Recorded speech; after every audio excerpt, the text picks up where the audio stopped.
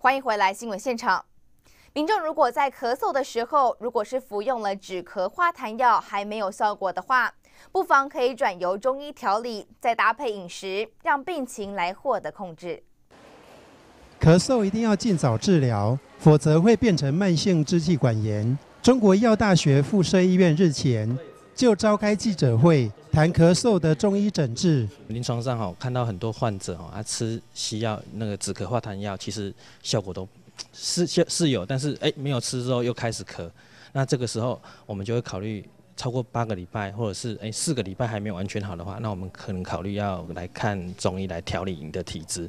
比如说你是阳起来会容易咳嗽的，或者是喉咙都常常觉得会干，或者是常常觉得喉咙有痰，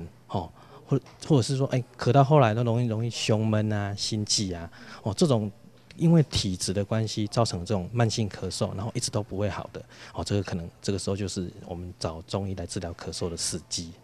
医师进一步指出，咳嗽在中医的认识上来讲，是因为肺湿宣降、肺气上逆，并常合并有咳吐痰液。咳嗽一直不好，就是因为痰一直卡在呼吸道，痰化不掉的原因，就要从消化系统来着手，增强消化系统的功能。咳嗽中医依照性质可分为外感咳嗽和内伤咳嗽。外感咳嗽是由感冒所引起，依照特性分为风寒、风热及风燥等。内伤咳嗽是感冒后咳嗽久了，没有感冒症状时，却还是一直咳，属于慢性咳嗽。大部分的内伤咳嗽都是外感咳嗽遗留的，因此咳嗽不可小觑。在饮食方面，避免冰冷饮料、瓜果食物。另外，针对鼻涕倒流所导致的咳嗽患者，可以搭配中药鼻咽喷剂，如黄连喷剂或吹喉散，症状缓解的效果会更好。人间卫视骆志雄台中采访报道。